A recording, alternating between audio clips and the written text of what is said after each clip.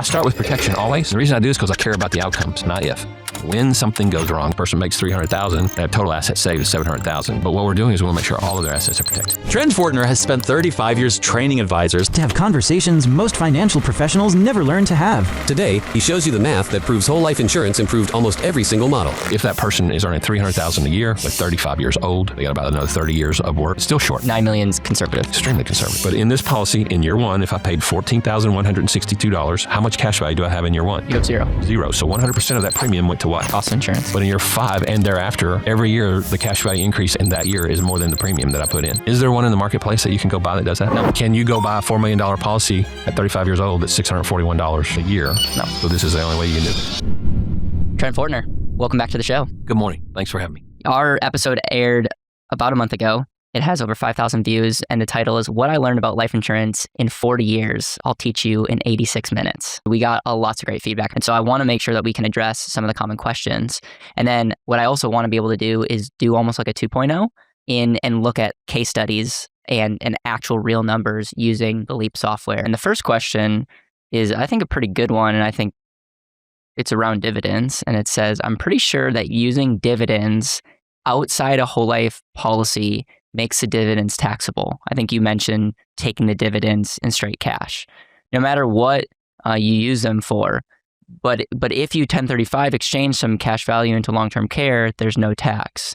And then the long-term care tax benefits are tax-free. What would your response be to that? That's a two-part question. So I wasn't clear on whether you could 1035 life insurance into LTC. And the answer to that is yes, you can under 2010 rule that came out. But that's the same as having dividends in a contract in life insurance where the dividends are always tax-free if they are in the policy. When you take them in cash, which you can do, they are tax-free until you exceed the cost basis. The cost basis is the amount of money you contributed into the policy, and the dividend is considered a return of premium. So at the time, which may take forever, that you exceed the cost basis with dividends, the gain would be taxable. Another situation is if it's a modified endowment contract. Yeah. The dividends and any income could be taxable. Right. So in a hypothetical example, let's say you funded out of your own pocket $1 million into a life insurance policy over your lifetime, mm-hmm. and you've taken more than $1 million. Let's say you've taken exactly $1 million in straight dividend in cash. Mm-hmm. That million and one after that would be taxed at ordinary income or capital gains. If it's annually, it's probably going to be annual income. Okay, ordinary income. Okay, yeah. So that's but in a lot of cases. That's somewhat rare, I would imagine. And then there's many people that use dividends and instead of taking it in straight cash, use them for paid up additions. Do you have a comment on the pros and cons of why some people would use paid up additions? I personally do that.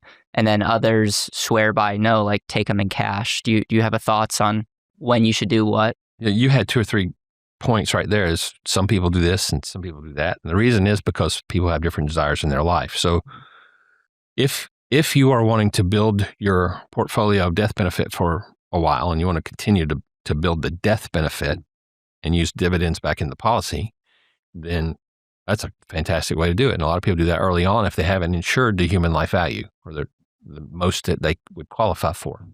If you have insured to that amount, then receiving the dividend for use somewhere else in your financial life may be a phenomenal approach. I've done both for different reasons at different times. So usually with younger people, we would start with building paid up additions. And then there's a point where we could change the dividend to either take in cash or pay the premium or pay back policy loans or buy term insurance, any of those things.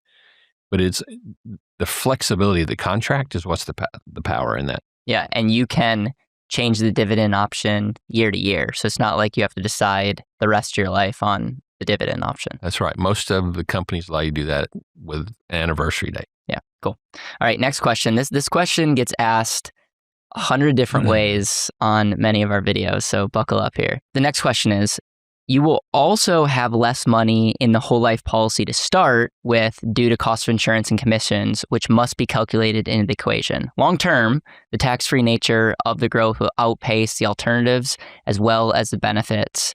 Great interview. Just wish the actual differences were showed so it could be proven. Look forward to the next one. Yeah, we'll have a case study where we can prove some of these questions and comments, and probably some that haven't been raised yet. What I would always say to the first part is life insurance contract, whole life contract, based on how you build it, it's always going to have cost, but that cost is limited. We'll prove that in great detail in a moment. And you want to know, what is that cost? Right. How long does that cost last? What does it actually buy? And what's the potential equivalent return on everything that you Yep. Get? I think one thing else, and it sounds like we're going to dive into that later in our conversation, but when you look at a life insurance illustration, those things are all already built in. So it's not one of those things where you look at an illustration, you're like, well, you're not showing me the whole picture. It's true that over 30 years, the illustration will be wrong for better or worse, but they are factoring in, and the guarantees section's factoring in with guarantees built around the actual cost. And so all your talking points, commissions, cost of insurance, all of that is already baked in. So in a way, it's very transparent because you can see, in a lot of cases, the worst case scenario on an illustration with all the costs. So we'll take a look at that.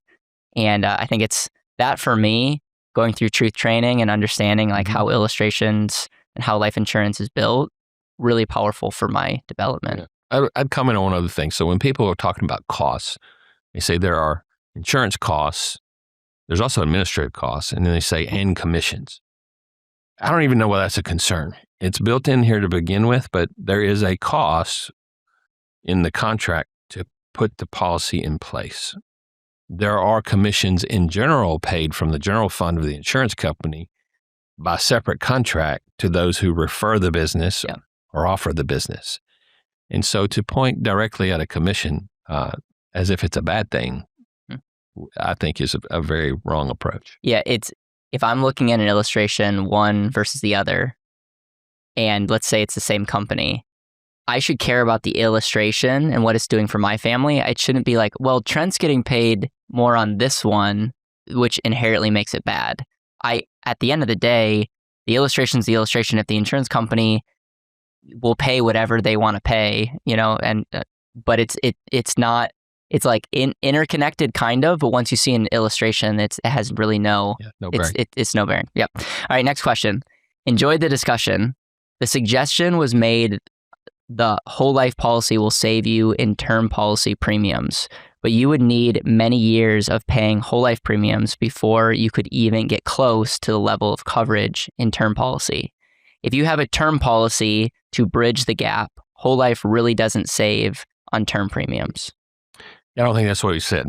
I think that's one of those that's a little bit misunderstood and out of context. What we said is if you look at a holistic approach, dollars that are coming into your financial model, where you're going to put money in the areas of protection, savings, growth, taxes, debt, expenses. If we use exactly the same amount of cash flows in total, and we reposition those, then if we have the permanent insurance, we don't have to buy the term insurance. Yes. We buy the investment or savings or whatever, we have to buy the term insurance for the protection to get there for an ultimate zero, right? Because if the plan is to live beyond the term, then you're guaranteed, and by choice and design, to end up with no life insurance, right? If both scenarios from a cash flow standpoint were exactly the same, and I ended up at that retirement age with death benefit and savings and cash and all the retirement accounts, if they cost the same, but one has a death benefit and one doesn't, which would you prefer to have? Death benefit. Every time. And another way, I'm just simple when I'm thinking about this, but if you have person A who agrees that they need $1 million of coverage and person B that agrees that they need $1 million of coverage. I'm saying the need word, which is not good, but let's just keep it simple. Person A puts their money into a high yield savings account and then takes a portion of that to pay the term premium. Person B is putting money into a permanent policy which buys, let's say, half $500,000 of death benefit already built into that. And so that by definition, they will spend less on the term policy to make up the difference. And so it's one of those, okay, long term, you can compare the high yield savings account versus the life insurance. And let's say they are identical, which in a lot of cases, the life insurance will actually outperform the high yield savings account. Well, let's just say they're identical. Well, one's coming with an extra benefit that's not factored into the high yield savings account. And so if the internal rate of returns or rate of returns are identical, it's actually not identical because one's giving you more benefits than others. Right. And then there's other costs associated to that conversation. Okay. The follow-up question to this was someone else said, what was he recommending for disability protection? Was it the rider to the whole life insurance policy? I may need to look into that more on the next policy. Very good question. So there's really three ways to protect your income for disability. The one that we referred to first was a disability waiver of premium that says, should you become disabled, if you qualify for that benefit, should you become disabled, then the insurance company will pay your premium for you as if you did. It doesn't require you have to go, no restrictions. You have to pay a small premium for disability waiver of premium, very small. That's the cost for insurance on the insurance, right? You can put it on term insurance. Some companies will allow you to convert the term policy if you get disabled to a permanent policy while you're disabled and on waiver of premium. Very important.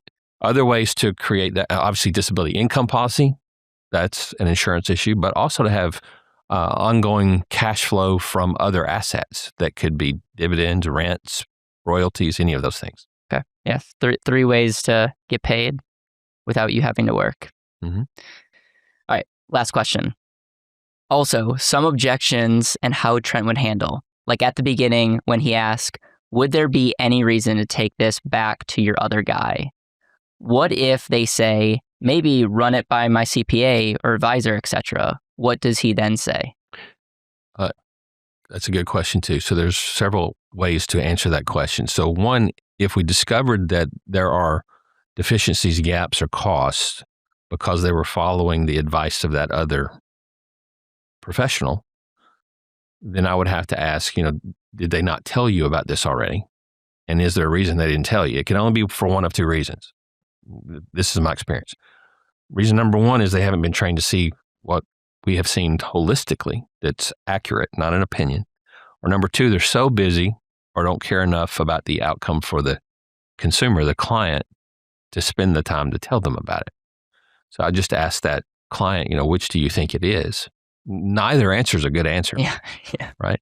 So what we would want to do there is if we're doing something that's going to add value because we found the problems and they want to correct the problem, then we ask them to do that with you or me or whoever the team is that helps them find that value. Another thing we might say is if they say, well, will you run it by my CPA? Only if I'm there. I'm not sending a document. I'm not sending an illustration because, again, it's out of context. Right. To be able to make good decisions, you have to have the whole context of the conversation. Because if you don't, there's only one thing that's going to come out of that. Well, what does this cost? Mm-hmm. So if you go explain something to your wife that you just saw that was an hour-long conversation, the first thing that's going to be asked, I know this to be true in my family, is, well, what's it cost? Well, if I'm using other assets to fund the approach or other income streams or taking losses and turn them into usable dollars, it didn't cost me anything. It was zero cost. And that would be a good move. Right. But you have to have the whole conversation. Yeah, a lot of deals get blown up, not just in the life insurance space, but in general because of a lack of context. Yeah. And by definition, people already feel a little bit guarded and insecure because you're bringing someone else into their home kind of deal. Right. And so, yeah, it's tricky. And it also is kind of a red flag if someone's like, no, don't run this by anyone. Like I've had people that want to show me certain tax strategies and make me sign an NDA.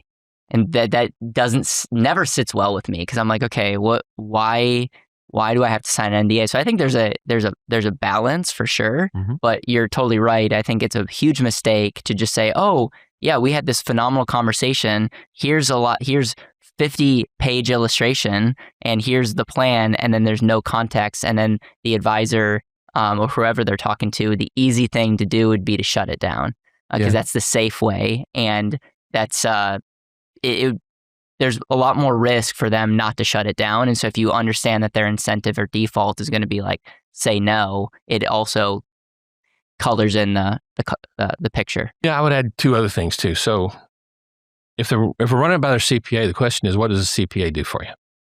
Yeah. You know, when you bought your home and you got a mortgage, did you call your CPA? Well, why not? If they're going to be involved in everything. So maybe because they're not specialists in mortgages. They can tell you whether the mortgage interest is deductible or not. That's their lane. Yep. So help them stay in their lane and they be professional and I don't step in their lane. Right. I can ask questions and determine taxation, but if I'm going to sit down with your accountant, I want to know, is the current strategy that we're putting forth, does it literally save taxes or not? Will they pay less in income taxes? And if the answer to that is true based on the facts, that's their expertise. They can tell us that.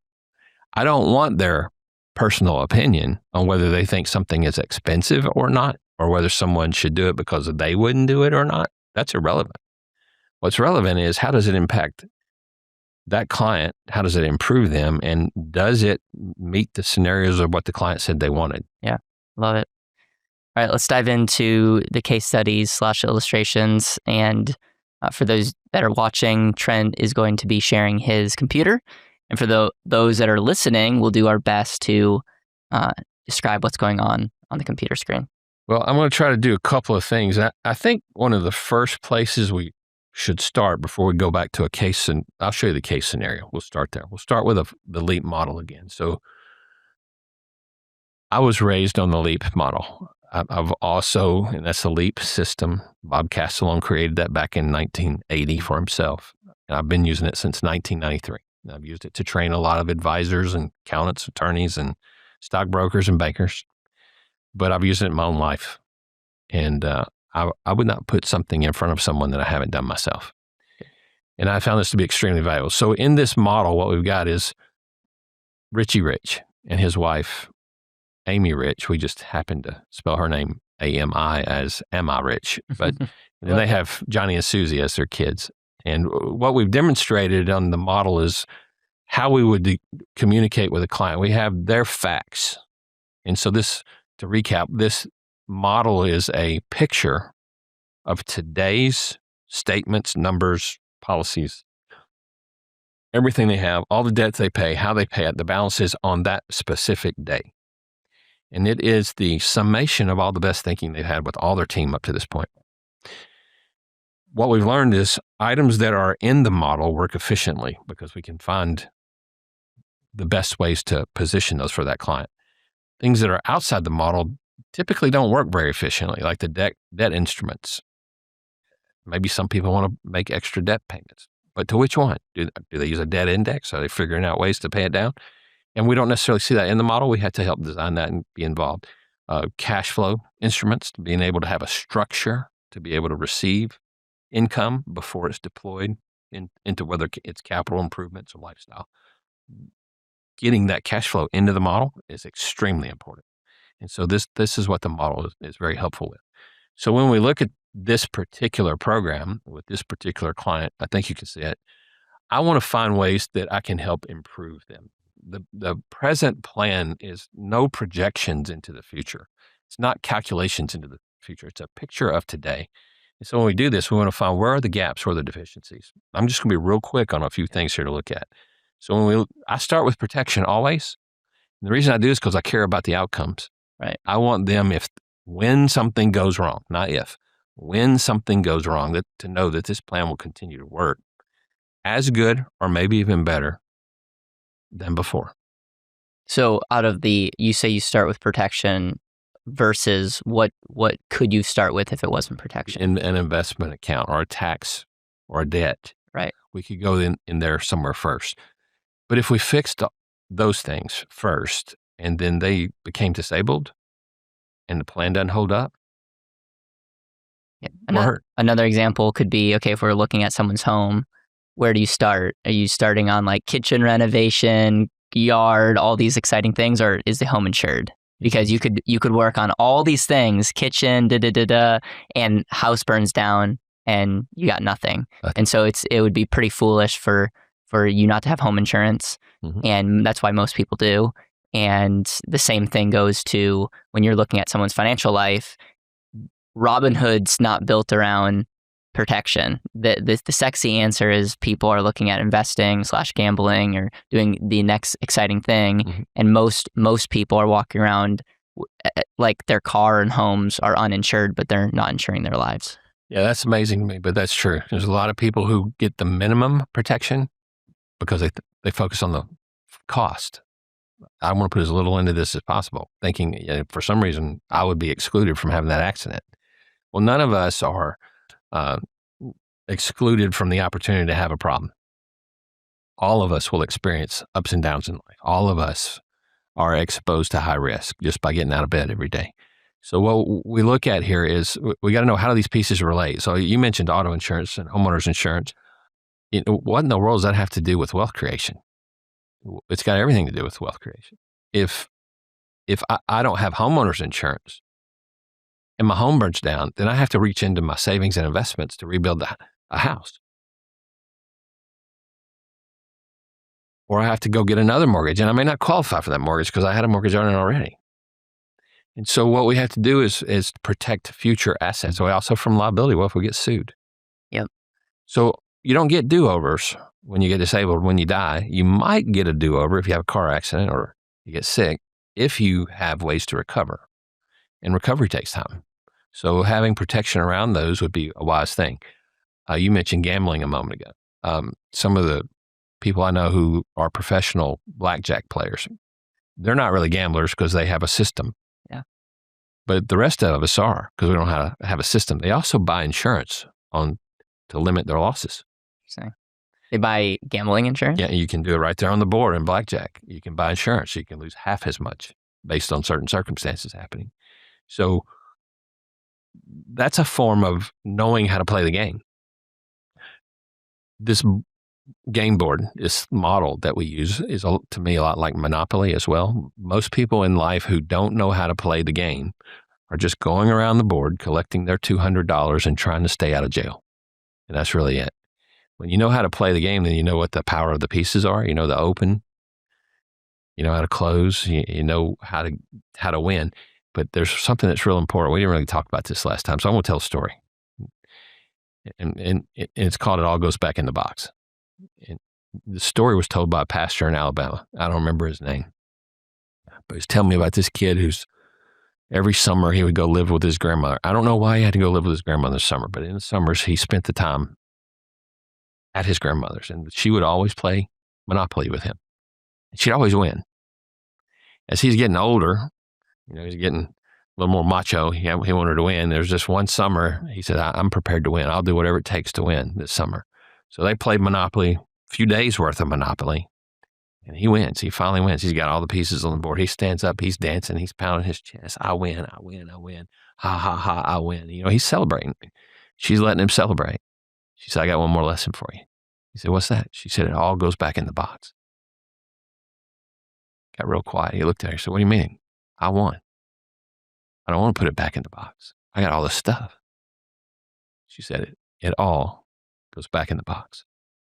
So as we look at our life, one of the things you and I talked about at the beginning, I have a statement that says we all live until we don't.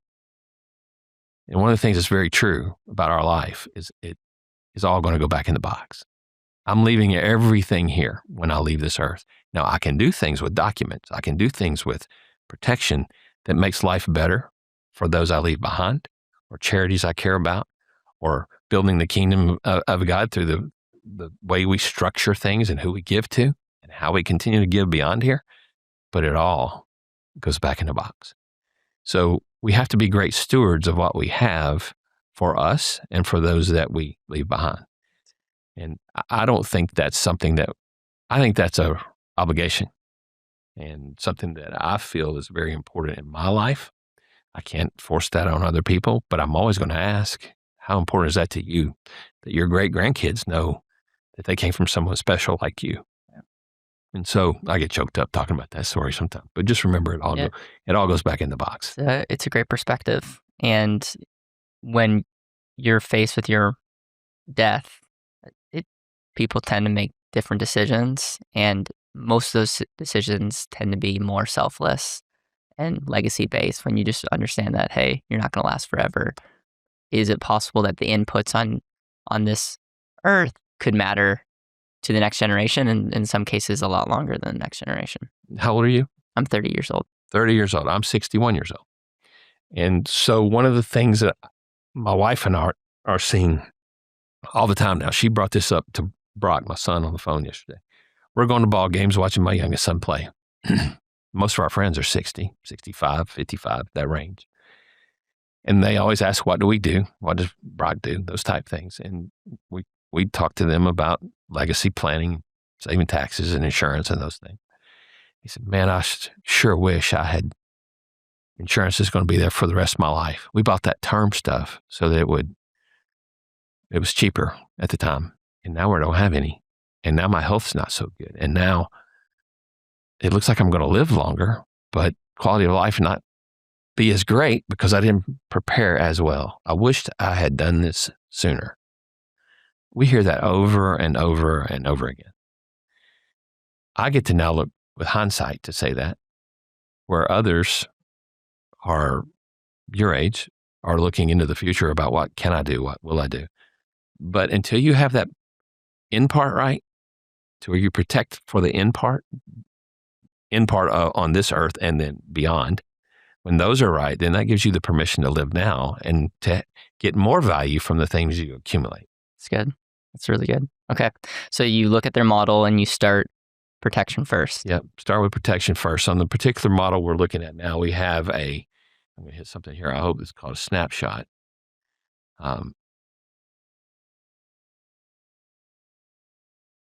And it gives me some ways to change the colors of the boxes. So I'm looking right off the beginning, auto and homeowners insurance. And we noticed that there are different deductibles. There's $500 deductible on the car and $1,000 on the home.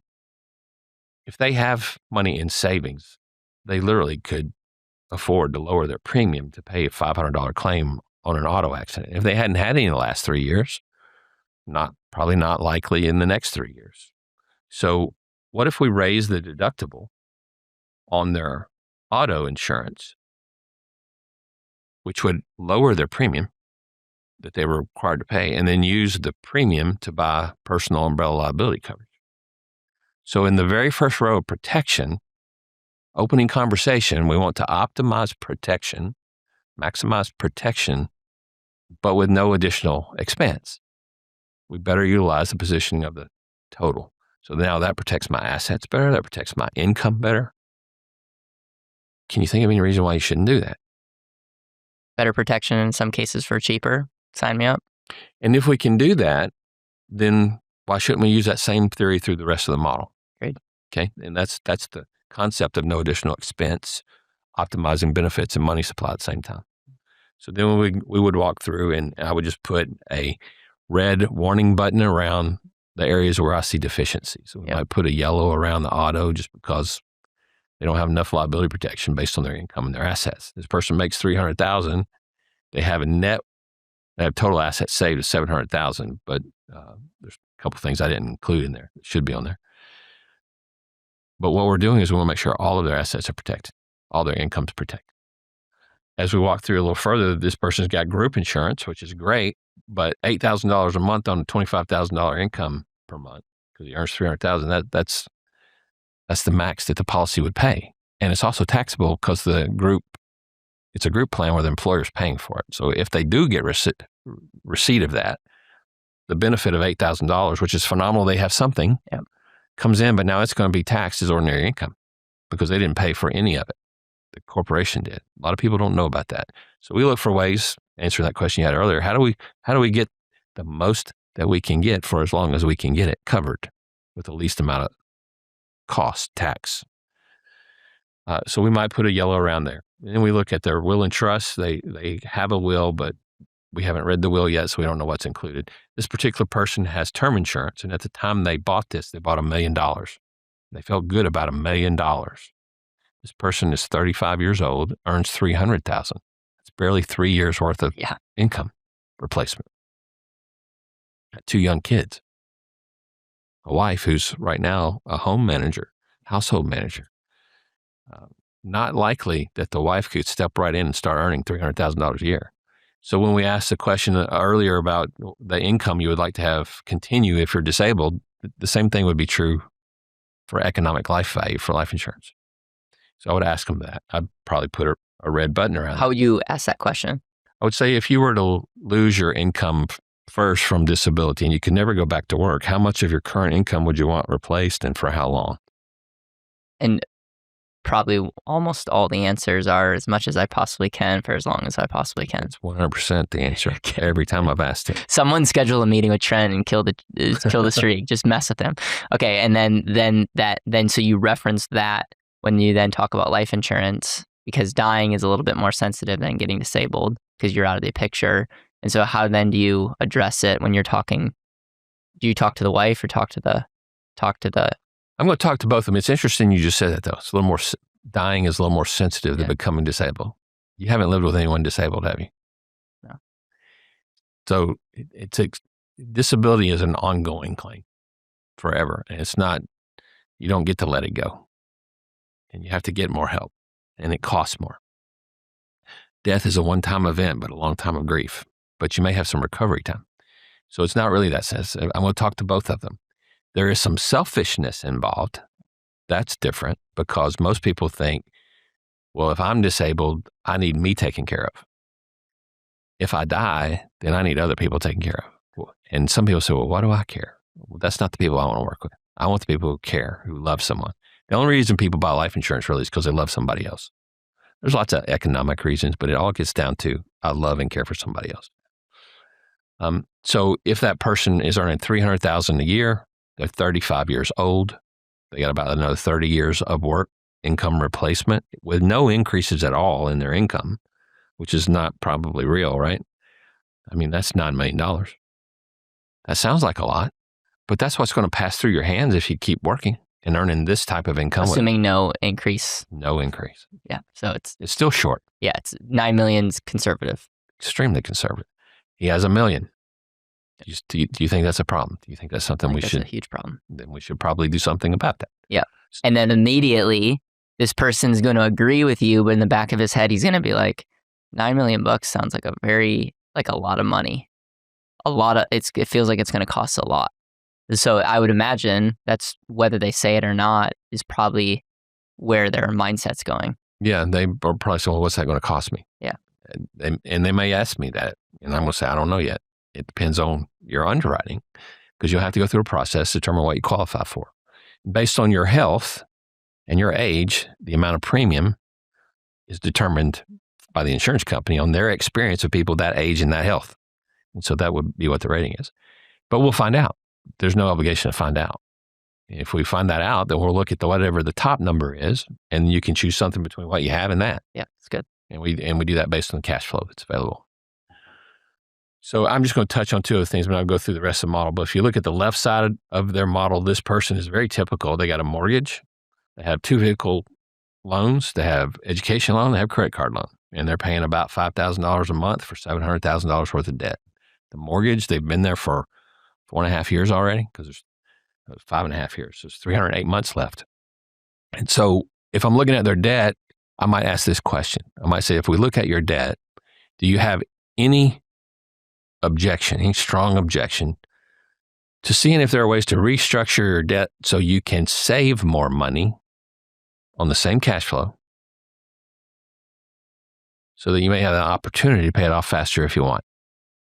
Would you have any strong objection to that? No. What a lot of people think they ought to do is just pay extra on their debt. That's not necessarily the best way to do it. But we want to see what those functions are. Again, we got to take into effect everything: disability, death, lawsuit, all that. Make it all work together. But if, let's say that their highest level of debt interest rate is 6%, well, there's a credit card there for 22%. This is actually a real case. I just changed the name. But they felt really good about their 401k. Maybe they're earning They may be You're not actually going to out earning. earn 21% consistently, but yeah. They may feel good about 12, but they say, Trent, I don't expect to earn that forever, but maybe 8.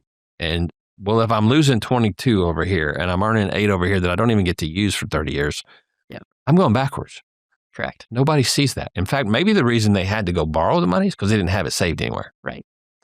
So those are the things that we address. So it would just be, it's common sense for anyone that thinks about it, but I see this all the time where people are stuffing money away in vehicles in a lot of cases that they don't have control over, and they have outstanding credit card debt.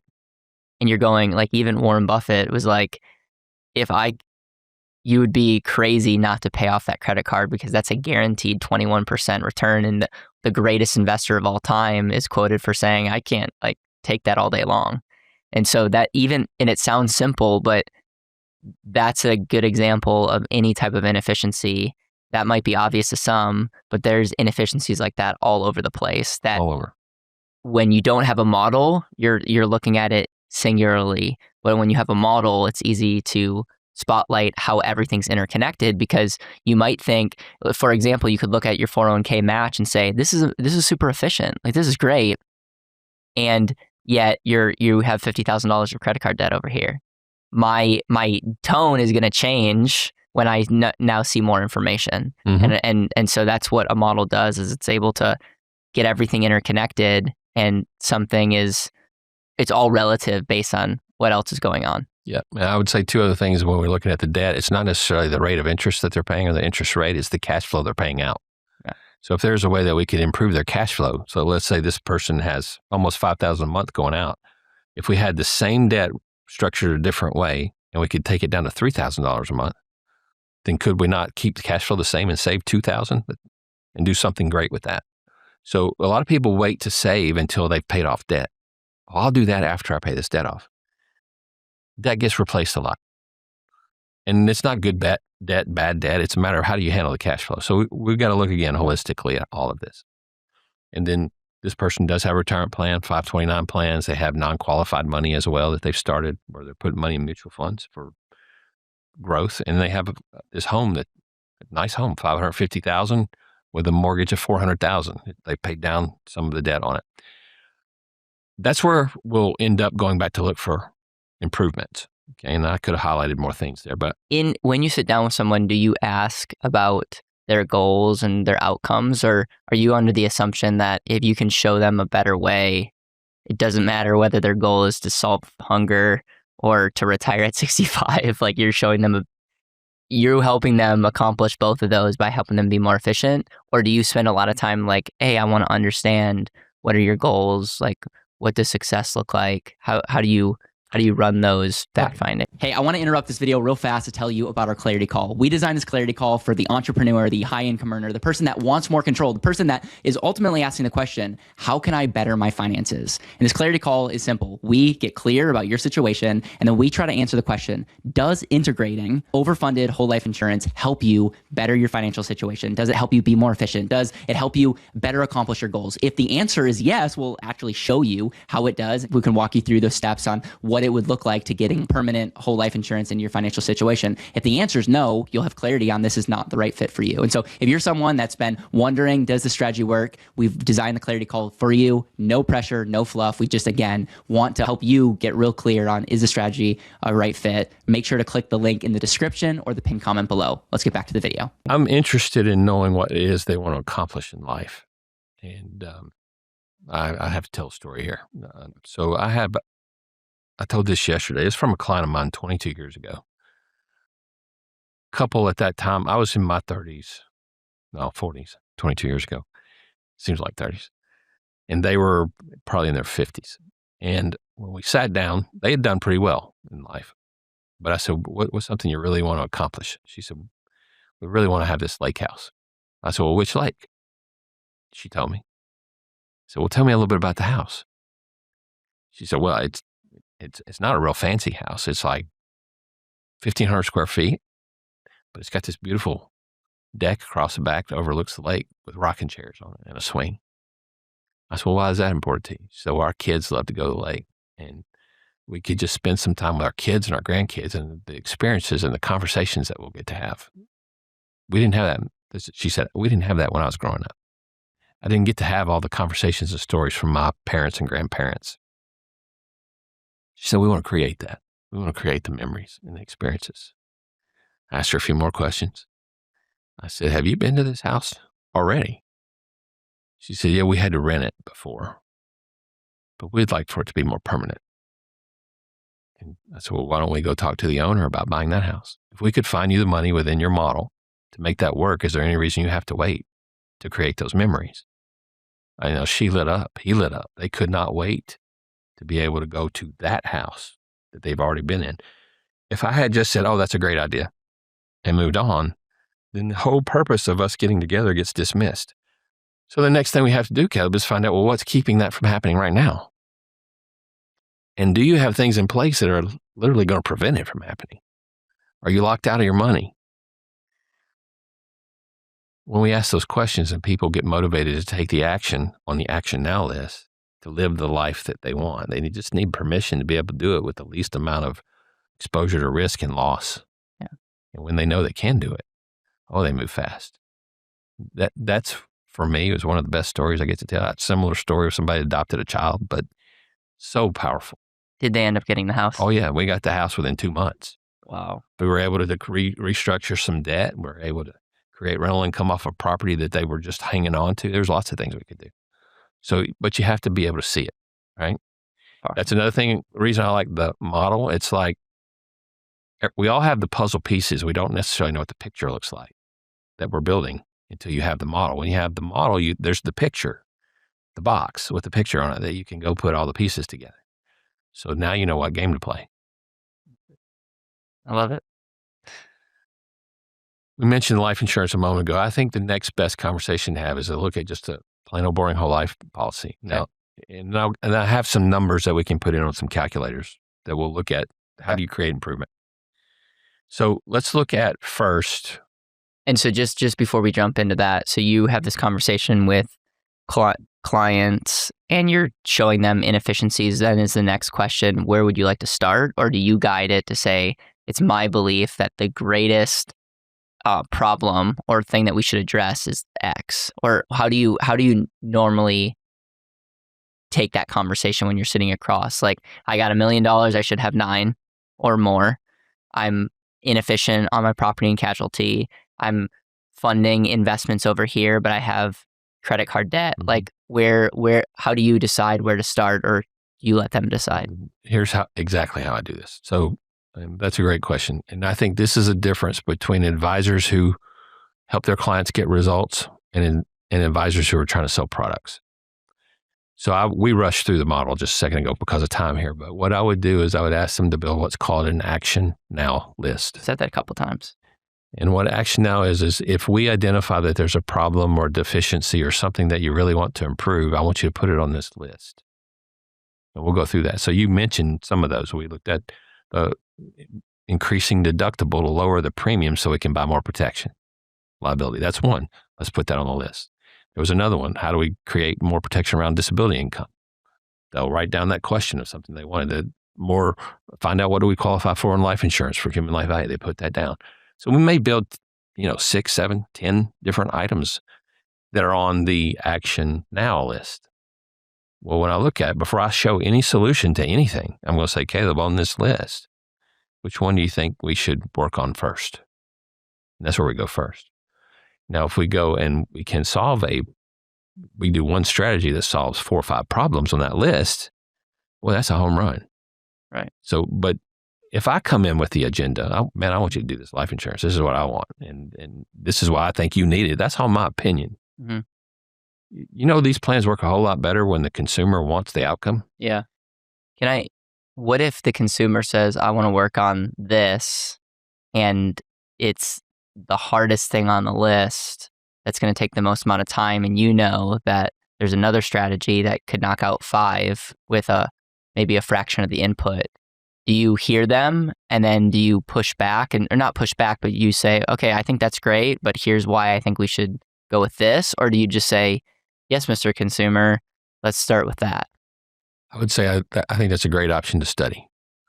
From my experience, I think it would be a good idea that we also look at this strategy Okay. that I'm certain will take care of 5 other things and maybe even fuel the ability to take care of that problem faster. Sure. Yeah, I appreciate you saying that, because you're getting buy-in, and at the end of the day, they're in the driver's seat. It's their life, not yours. I think you've said that. So it's like, at the end of the day, you have the ultimate trump card.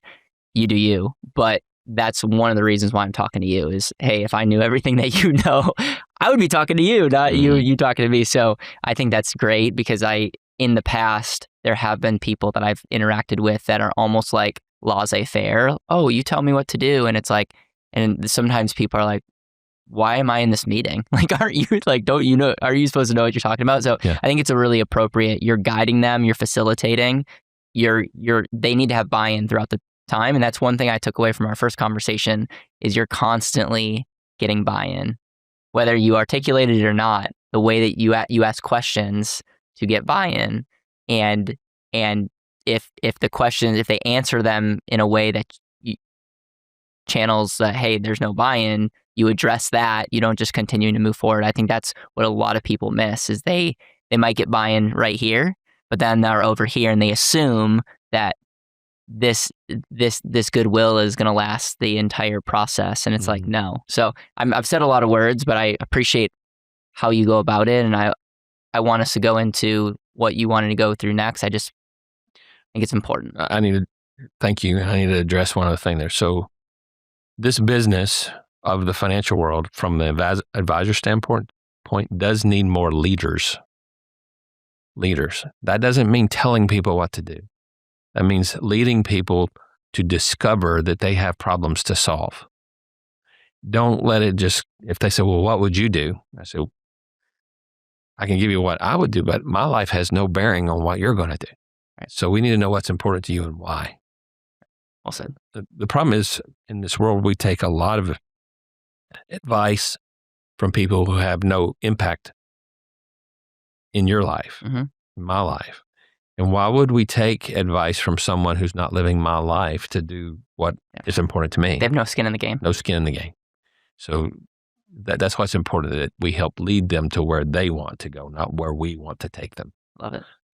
If we lead them where we want to take them, that's manipulation. Yep. We don't want to do that. Yep. That's not a good move. I love it. Just out of curiosity, you said you changed the name, but this is a real scenario. Is what you're going to go through next an actual thing that you presented? Yes. Okay, great. Yes. All right, let's dive in. Okay, so they want to know about life insurance. You've asked about life insurance, so I'm going to go to a life insurance illustration. Which our YouTube community thanks you. So our viewers like seeing these. Okay, good. Well, I'm going to probably do this different than most people. It's great. Better. I've been doing this a long time, and I've learned that there's some things that are real important. Number one, you got to know, how do these policies work and what does it mean? Are you able to zoom in slightly more? Mm-hmm. If not, that's okay. In fact, as we get a little further into this illustration, I'll get real, now it's zoomed out, but I will get very detailed on where we're at. So this is Richie Rich.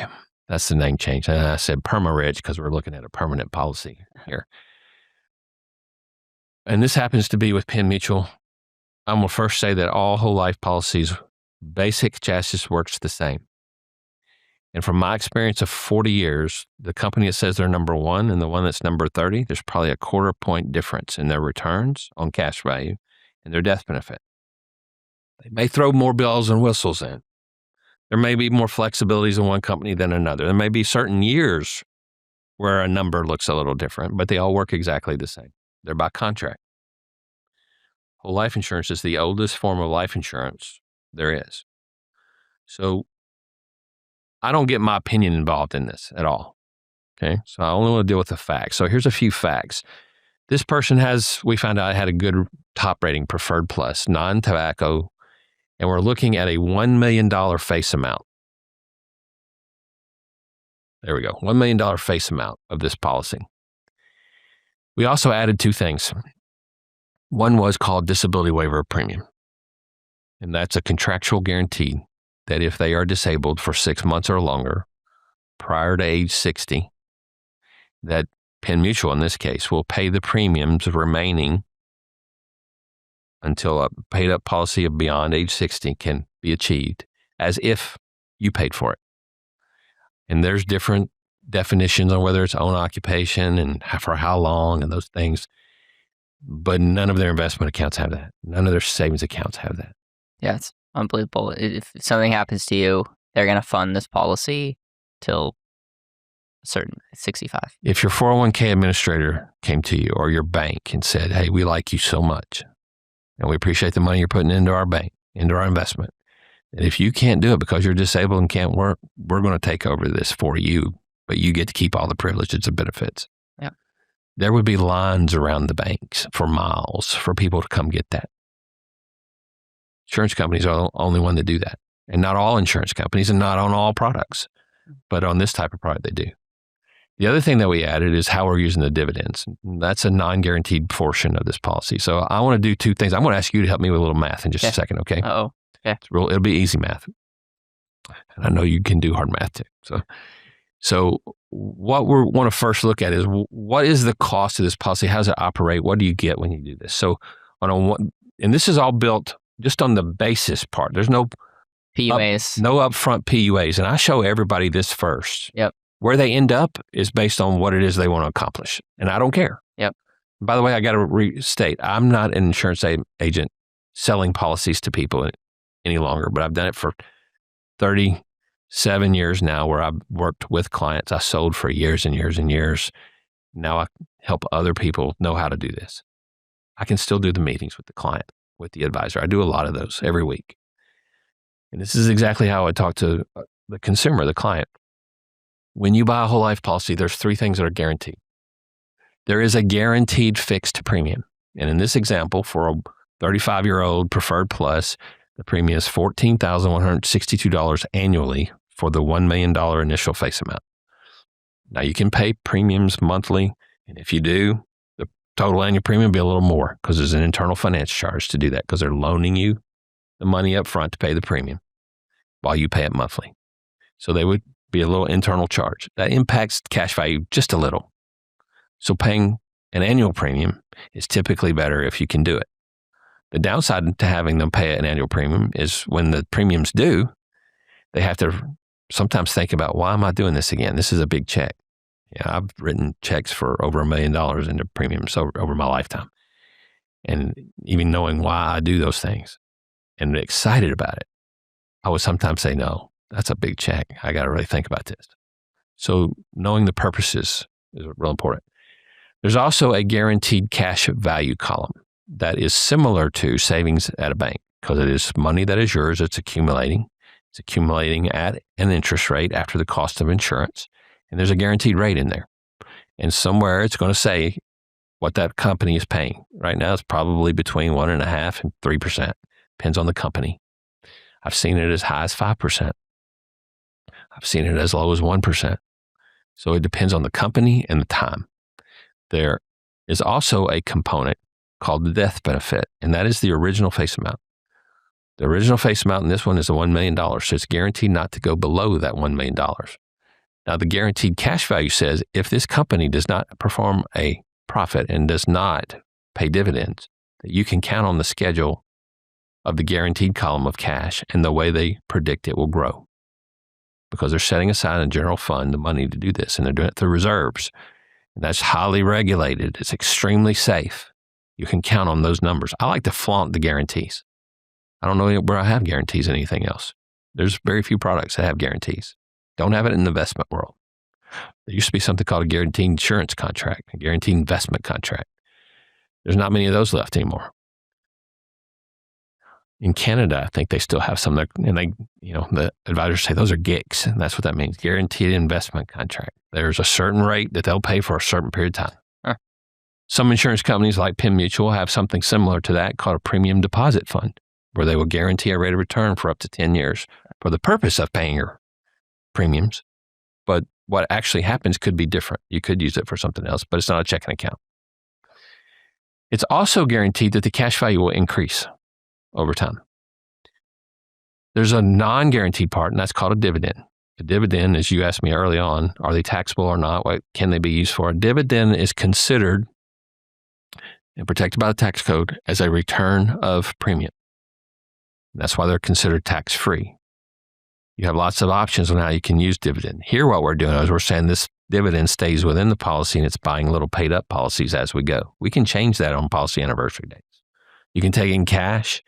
If you create a loan against the policy, you can use it to pay down the loan. You could have it pay the interest. You could buy term insurance out with it. I mean, you can use it in the policy any way you want, and you can take it in cash, tax-free, until you exceed your cost basis and use it for whatever else you want to do. I'm going to demonstrate something with that in a moment. I'm going to put my glasses on too. Okay. So We're getting serious.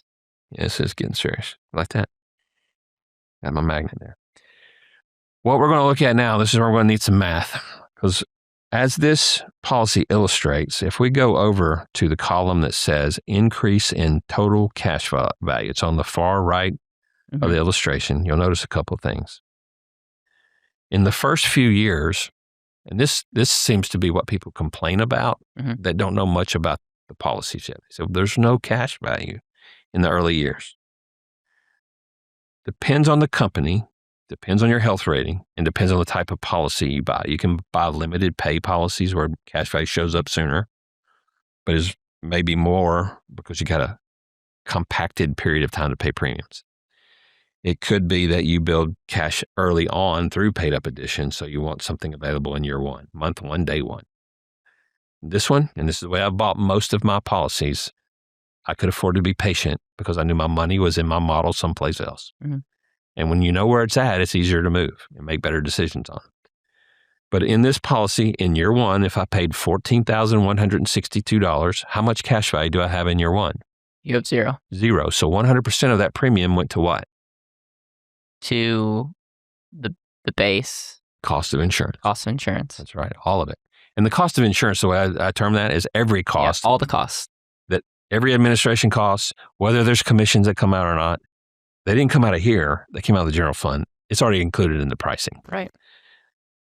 Guaranteed fixed premium. The insurance company cannot do anything to increase the premium. You, the owner, can do things to reduce the premium, skip the premium based on different periods of time. But they can't increase it on you no matter what the change in health is. That's important. So in year one, I have $1 million ultimate death benefit and no cash value. Year two, I pay the same $14,162. How much cash value do I have on the guaranteed side? Zero. But in year two here, they pay a dividend. They're projecting a dividend. Now this says future dividends are not guaranteed. We'll talk about that for a second. The reason that they're not guaranteed is because that year of performance hasn't happened and the board of directors hasn't met to declare we had a profit and we're going to distribute money back to our policyholders of this type. That's why the future is not yet guaranteed. But in this example, at the end of the year, if the board of directors, or the year prior really, the board of directors met and said, we're going to distribute dividends this year for this pool of policy holders. And there's going to be a $420 dividend paid to this specific policy. Once that's posted to your account, it's now guaranteed forever. They can't take it away. It's not at market risk. The cash value is not at market risk. It's in the general fund of the insurance company. It's also protected by state insurance guarantees and the contract itself. So if the company actually went into receivership and bankruptcy, then the state guarantee fund will fund up to a certain amount, and other companies who come to buy the promises of these contracts will then continue those promises. Right. The dividend here is being used to purchase additional insurance. And in that first dividend, it only buys the same amount of money that came in. $420 came in a dividend. It bought an additional $420 of death benefit. That's 2 years, right? So in year three, I pay $14,162. And this time I'm going to talk about the cash value guaranteed increase and the dividend, because this year we have cash value showing up. $6,380 shows up under a guaranteed contract out of the $14,000 you just paid. So here's where I need a little math. If I look at the $6,380 and I divide that by $14,162, that's going to give me a percentage of my deposit that shows up. 6,380. 380 divided by 14,162. 45%. So 45% of the deposit I made as a premium now goes to my cash, which means 55% went to the cost of the policy and the ultimate death benefit. Yes. You agree? In that annual, in that In that annual 1 year, deposit. yes. In that 1 year deposit. You're not including the first 2 years right now. Not yet. Okay. I am in just a moment. But now I got a bigger dividend in year 2. Why do I have a bigger dividend? It's a good question. I don't know the technical answer to that. The reason is because we have seasoned our deposits and we have cash value throughout the course of the year. Mhm. And we now have a schedule in which they are projecting to pay dividends. So because we have more money and we have more death benefit as well, Yeah. we now have the performance of more Yeah. return. The reason I hesitated is you could have higher cash value early on, but the dividends wouldn't necessarily be higher. So it's not necessarily based off of your cash surrender value. I think it has to do a lot with your base contribution. That's right. And so that's, yeah. But What is a dividend? a return of premium. Yeah. So if I'm paying more in premium, You're going to have a greater dividend. So that's, yeah. is that something you would like to have? I'll wait to. I'm still not sold on these full base policies, so I would love to be sold on these. Let me make a comment on that. So whether it's full base or whether it's base, you're with, teaching the concept first. and it works the same. Yes. So the question is, does putting more money into the cash value create more dividend and create more? And a moment ago, I thought I heard you say you weren't sure that it did on a dividend. And again, I don't want to get into a tangent. It's my understanding in the policies that we've run that the dividend will be less when you max fund, but the cash value and IRR will be higher. Mm-hmm. And so it's usually a talking point that a lot of people make. I actually talked about this with David Stearns, is he'll say, well, dividends are higher if you do it this way. And I said, yes. And over 30 years, you care about the dividend or do you care about the cash value, or the IRR? And I go towards, I want the greater cash value or higher IRR. And the fact that you have a higher dividend is an input, but it doesn't tell the whole story. That would be my stance. And my stance added to that is I don't even focus on the IRR. If I'm going to access if I have guarantees, I'm happy with the guarantees and I get a bonus of dividend. If I'm going to access cash from the policy, why would I do that? What's the primary reason I would create a loan against the policy? To hopefully buy another asset that produces more cash flow. That creates a higher ultimate IRR, right? In total. Yes. So that would be exciting to me. That IRR in the policy, not so much. What else would I be really excited about? The death benefit. Because the death benefit, although you are 30 years old today, hopefully you lived beyond age 61 and into 80 and 100 if you're healthy. All those things work out. That allows me to take those other assets that I create along the way and have more options on those. Yeah. I could sell them. I could give them away. I could create more income from them. We're getting a little ahead of ourselves there, but that point is it's a very good point. So we just went from fact of how does it work to opinion on what would I like to see. Right. So I like to still always stay with the facts first so that you have the choices to input your opinion to get what you want. Agreed. I like it. Then there's no argument, right? Mm-hmm. Yes, you can do that. People say, well, Dave Ramsey says don't buy whole life insurance. Yes, he says that. I'm not going to argue with that. Yeah, it's a fact. It is. He says it's bad. That's an opinion. That's not a fact. Okay. So if we look at year 3, we had an increase total of $77.61 after the dividend. Now things are starting to change a little bit here in year 3, in year 4. And then something magical happens in year 5. In year 4, we paid the same $14,000, but this time we had $13,600 in increase. So that's like 90-something%. I didn't do the math, but you can do that for me if you want. 13,600 divided by 14,100. So in year 4, are you just looking at the guaranteed column? Nope. Now you're switching over to. Yeah. I'm using the dividends from now on because all we did was we determined that once a dividend's posted, it's guaranteed, right? So we're going to assume that dividend has already been paid, that policy premium's been paid. So the dividend's been paid. So in year 4, I paid $14,162, and the increase in cash in that single year, when I put the money in there, was $13,600. So divide 13,600. It's about 96%. 96%. So how much went to cost of the policy? In that year, about 4%. About 4%.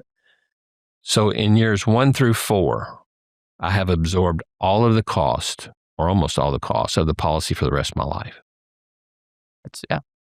Because if you look at year 5, we're not going to do any math on this part, but in year 5 and thereafter, every year the cash value increase in that year is more than the premium that I put in. And in year 15, it's twice the premium I put in, the increase. But to get to those years, you got to do the first few years. Right. And it doesn't matter whether you have PUAs built in or base. This is the way it works from the base. Right. The only reason we do it different is if we could accelerate the amount of cash sooner. Yep. Okay.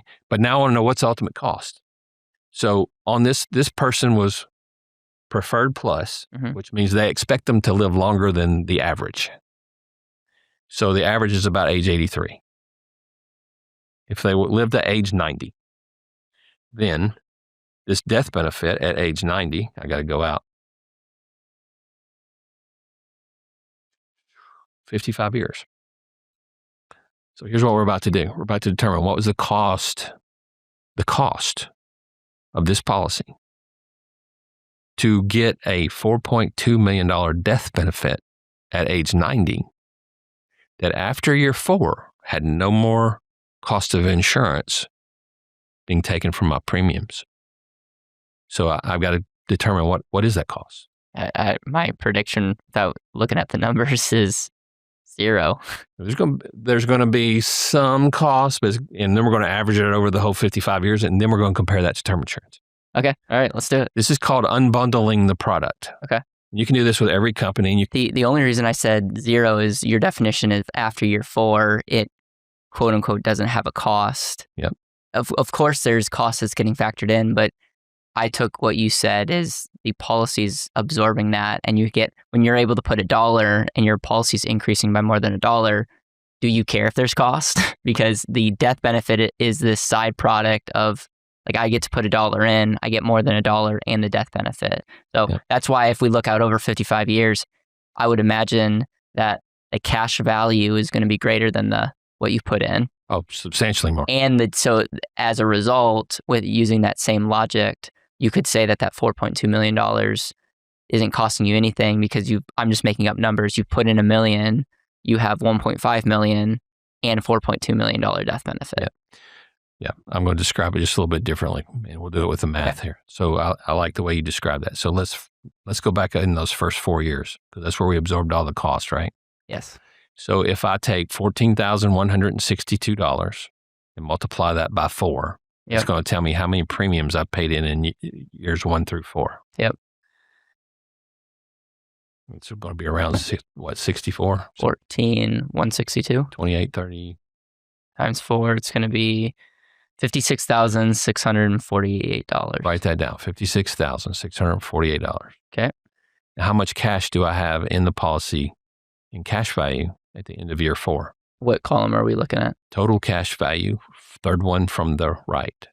In the guaranteed column? Include the dividends, because we've already paid the premiums. Dividends have already been posted. With $21,361. Yep. Now subtract that. That's your money, right? If you surrendered it. So take that number, $21,361, subtract it from the premiums paid, and that tells you what the total cost for the insurance and administrative charges and commissions were in those first 4. $35,287. Okay, but now you live to age 90. Mm-hmm. And from year 5 on, every time you put $1 in, the cash value grows by more than $1. So there was no ongoing costs for administrative charges, commissions, any of those, right? So let's divide that by the 55 years. Okay, I see what you're doing. And we got to do it from year 1 because we did pay those costs in year 1 through 4. So then you take that number and divide by 55. That's right. Okay. So that comes out to $641.58. Let me tell you what that represents. That represents the term cost equivalent to have paid that amount, $641 a year for 55 years to have a policy in force that's $4.2 million. Is there one in the marketplace that you can go buy that does that, that's term insurance? No.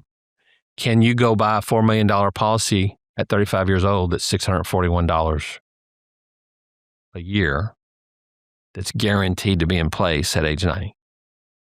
No. So this is the only way you can do it. It's one way you can do it. Yeah, at this price. That's right. So is it more expensive or less expensive than term insurance? Over 55 years with these inputs, it's less expensive because term insurance, I couldn't really even, you actually could use term insurance, and yeah, term insurance would be probably 100 times more expensive or more. Yeah, because of any of the guaranteed rates in the contract. Jumps up. Yeah, substantially. In fact, the policy that we're looking at with this gentleman, he was paying $1,662 annually for a $1 million policy. And that one was not convertible. It's with a different company. Wow. A popular company who promotes that strategy of buy the term insurance and invest everything else. Yeah. But that was their premium for 30, and he actually had just bought it. So that was his premium. It had a rider for his wife. And even with the riders, if we put a term rider on her, it'd be less expensive. So what we found was, that was how we started it. Okay, so the cost of the policy was absorbed in those first 4 years. That's what it averaged over the life. And we all live until when? We don't. So in this contract, we're eliminating the if, because the policy will stay in force. Now, there's other things that happen that are phenomenal. I mean, if just in year 5, if I put $14,000 in and I have $17,000 available to me because I put $14,000 in without touching the previous cash value, would you say that's an advantage? Yes. If it's not taxable, would that be more advantageous? Yes. If you could access it without taking it out of the policy, would that be even more advantageous? Yes. Who in their right mind wouldn't do that if they understood how it worked? Yeah, because even if someone that says, I can get a better rate of return, great. Put 14, your policy increases by 17, take 95% of that and put it into the better rate of return. Yeah. You by definition have more money versus if you just put the 14,000 directly into that higher rate of return. Yeah, but then when you put it in the higher rate of return, the cost was not the 14,000 you put in. It was the interest on the 14,000. That was the cost. Correct. So it's you're using a form of leverage, which is much higher than Yes. going straight to the investment. Yeah, no opinion. Those are factual. Yeah. So if we stay within the world of facts and then we work towards what we would like to accelerate, then we can make some really good decisions. There's a few magic numbers. I'll just say highlights of the policy I want us to write down for a moment. Okay. So let's go out to age 65 on the whole life policy. Okay. At age 65, the death benefit on this contract is $1,775,309. Okay. The cash value at age 65 is $887,508. 800.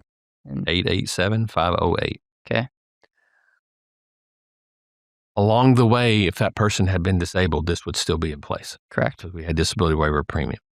We had access to the growth of that money and the cash value, 95% of it. At any moment, there's cash value. That we could do anything else we wanted to outside without asking for permission. Do whatever we needed to. You just had to request the money.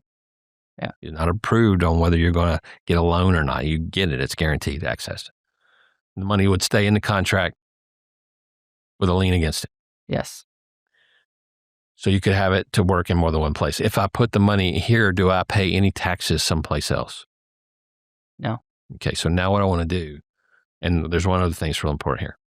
If I bought the term insurance that he had, 30-year term at age 35, what does he have at age 66 in life insurance? No life insurance. 0. So at the end of age 65, he had $1 million greater estate than he did the day after. Correct. It dropped by $1 million if he should pass away. Is he further from or closer to the end of life?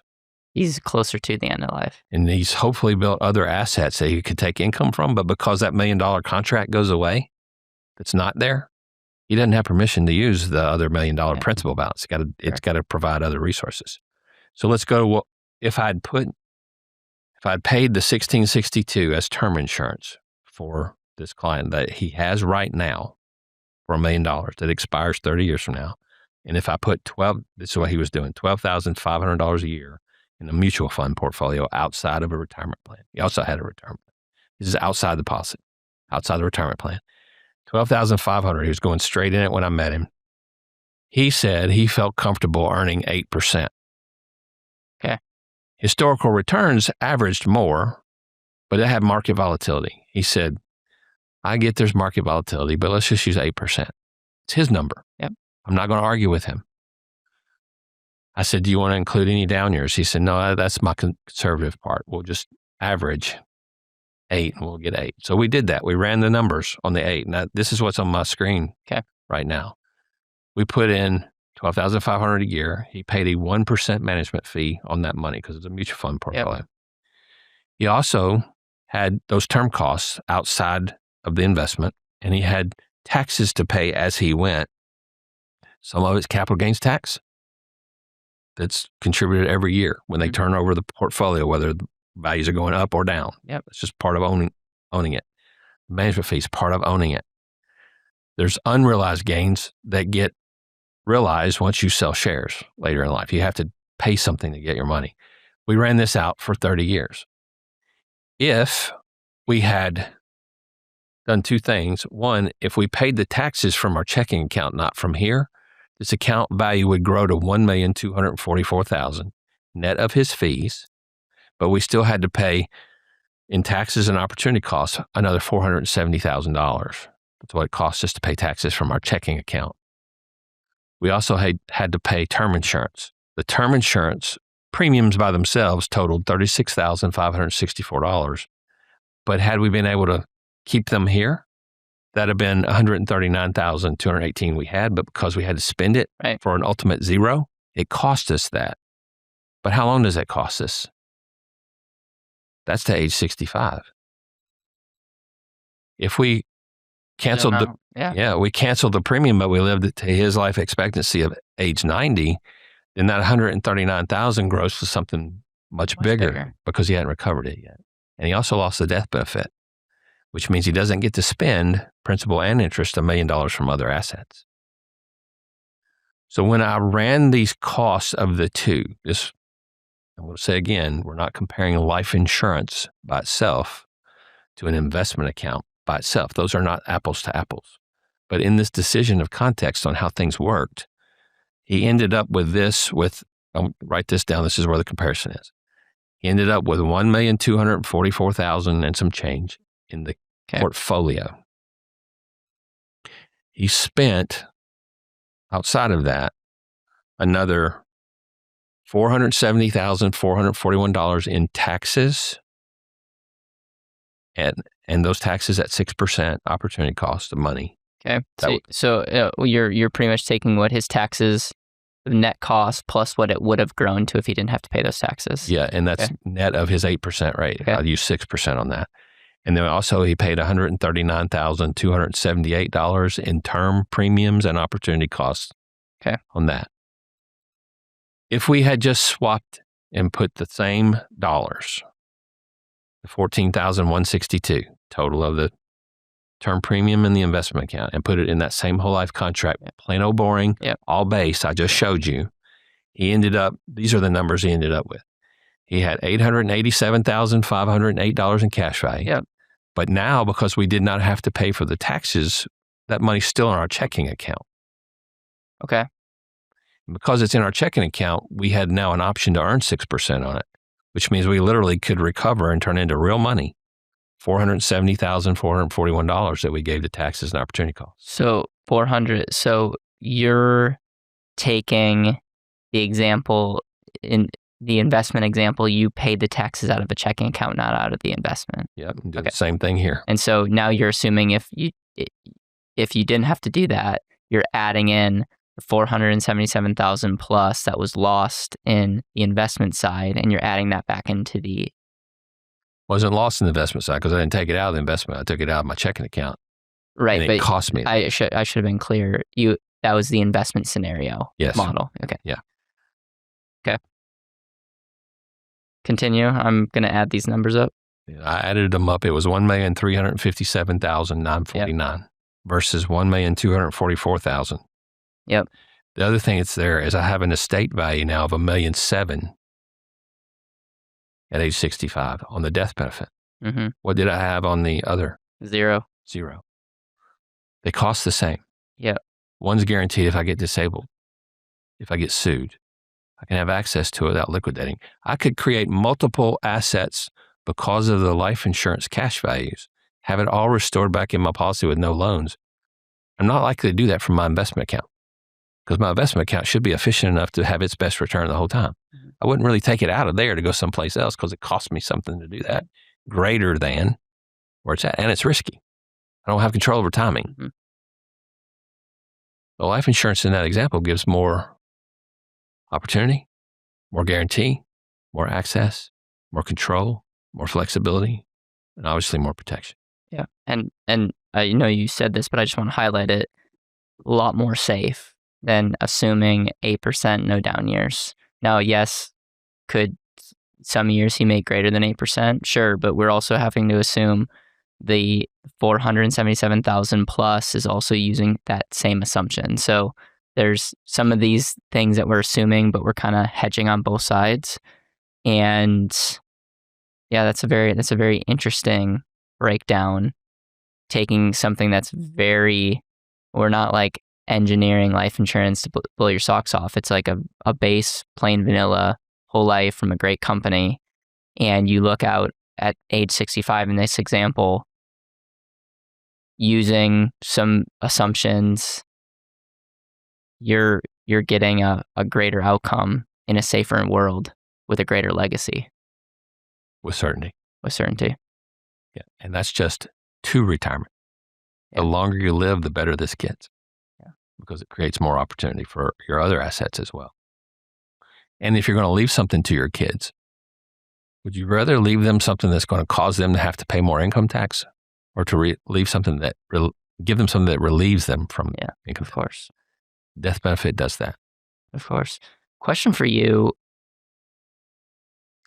When you lay this out to people, what is the typical response? Because it's their model. Is everyone like, sign me up for this life insurance, or is it what's the next thing? I know that we don't have time today to go into that, but what's usually the next thing after you walk people through this? I'll just say a few things. Number one, it was their numbers to begin with. So all we did was give them what they wanted. We gave them more of what they wanted and less of what they didn't, which were the costs, the fees, the expenses, the risks. So does everyone do it? Almost everyone does it once they see the full transparency of that. The next statement is, are we finished? That was one strategy. And that's not human life value. We said $9 million for this guy. Yeah. Can we do all of it at once? We could not do all of it at once. One, for attention span and scheduling. The other is he didn't have cash flow right now available to do full $9 million of whole life. Right. So we did add term for a short period of time to cover economic life value. We also designed a way for him to buy more disability income in protection through other assets, and some of that's tax savings that he's not going to have to pay. And then in years 3 and thereafter, using dividends to pay for disability insurance. So we had all of it work. Even if he got disabled then, that would also pay for disability insurance, right? Because those are waived. But there's other things he could do. He could have used that to pay for his auto insurance, his whatever. He could pay his debt down faster. I told you that strategy was available. So if we saved him $2,000 a month in his debt structure, and now we have $24,000 more, what could we do with that? Where could we go with that? Yeah. I'm going to just say something that's probably going to get me in trouble, but if you're watching or listening and you're interested, hit me up.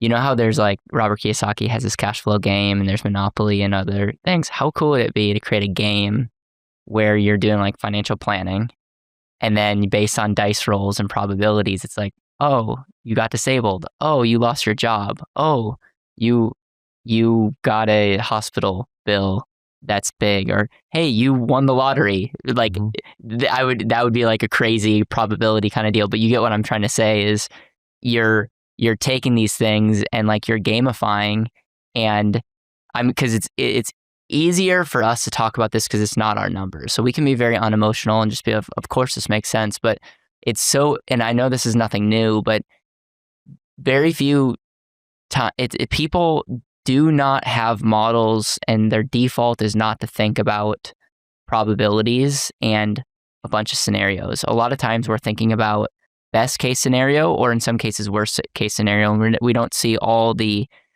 cool opportunities and the black and gray swan events that could change that on a dime.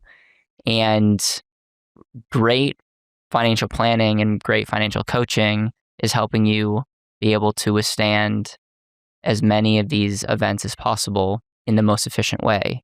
And it's impossible to be efficient if you're not factoring in a lot of those unknown outcomes. And that's where I believe the personal finance community that does content, I don't think they do a great job factoring in life.